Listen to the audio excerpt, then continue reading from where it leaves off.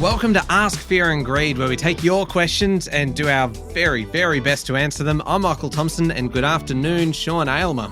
Good afternoon, Michael. Sean, today's question comes from Joshua. I feel like we're on kind of Josh terms. I'd say so. Because he has sent us a question via the website, via fearandgreed.com.au. You can do it via LinkedIn or Facebook or Instagram, anywhere really, but he's gone via the website. And it feels like it's right up your alley, Sean, because you're a bank guy.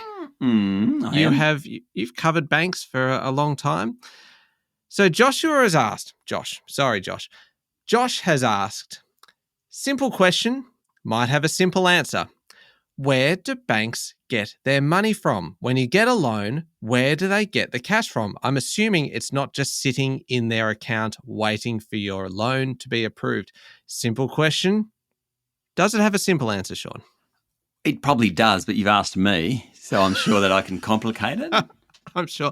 You have a rare gift for complicating. No, you have a gift for simplifying and also for adding context around. Right. So how's that for pressure? That's good. There are three places that a bank gets its money from. The first place, the best place as far as the bank is concerned, are people that deposit funds. So we might have a deposit account, or a business might have a deposit account with a bank. Let's call it Westpac or Commonwealth, ANZ, whichever. We put the money in there. We get paid interest of 1%, let's say. So the bank is holding, so let's say I've got a deposit account of $1,000. Bank's giving me 1% on that. That's $1,010 at the end of the year. But it's got that $1,000 to lend out to Josh or to whoever they want. So about 2/3 of the money they get or they hold is from deposits. The great thing about that, it's really cheap money for the banks. And when the big banks seem to be, giving you better deals on loans, it's because their cost of funding these deposits are lower than most other manner of getting money. So that's the main one. Deposits is number one. The second one is a bank can issue a bond or a debt security in financial markets. So it can go and say to a super fund who's got, tens of billions of dollars, this is an IOU. It's a bond. It's an IOU. We'll pay you back over 10 years and we'll pay you 4%. Can you please give me the $10 billion? Now the super funds have it because we're putting our money into our super fund every pay. So they've got stacks of cash that they're always looking at ways to invest, and a bank will borrow the money, effectively, issue an IOU as a bond from the super fund. Let's say that's $100 million. They might lend that out then at a higher rate than what they're paying the super fund.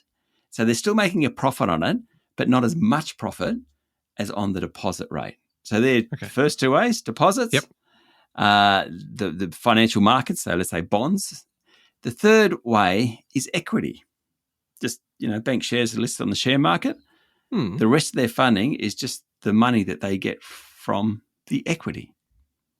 So they're the three ways: equity, securities, debt securities, bonds, stuff like that. But the big one is deposits. Okay, so that explains then, because we have talked recently about the fact that banks are really kind of pushing hard now to lure customers to their banks with their deposits, just to try and get more people to put their savings and various other things into banks, because really the more successful they can be at building up these huge kind of stores of customer deposits, the more access they have to really, really, really cheap money. Exactly right. That's why they love deposits. There you go. That it was a good question from Josh. Very good question. Yeah. And I'd say pretty simple. That's got to be up there as one of your more simple answers. Is that right? Well, it's about 3.5 minutes. I mean, I've seen you stretch an answer out to 8 minutes before. We didn't even talk about net interest margins. So in the show, we often talk about net interest margins. Oh, look at your face. You're like, oh my God, here he goes. No, it was only because I'm like, we've done this in record time today. And then all of a sudden you're like, actually, one more thing. Don't stand up just yet, Michael. I want to talk about net interest margins. So we've got profit reporting season. Commonwealth Bank will report its half-year profit in a few weeks' time. The other three big banks are on a different cycle, so they won't. But all the analysts look at something they call net interest margin. That is simply the difference between what a bank pays depositors and receives on loans. And the higher that is, the more profitable the bank. Full stop. Period. Hang on, that's it? That's it. I'm not saying any more. Oh, that's you know what? We're going to call that doing an Aylmer. Delivering a really succinct Like it.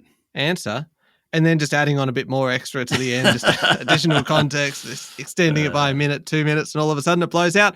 Look, thank you very much, Joshua, for the question. Josh, I hope we've done a good job in answering it. Thank you very much, Sean, for explaining it in such simple terms. Thanks, Michael. Thank you, Joshua.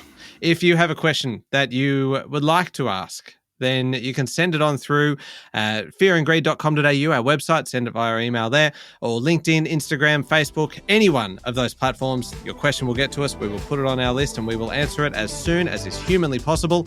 I'm Michael Thompson, and this is Ask Fear and Greed.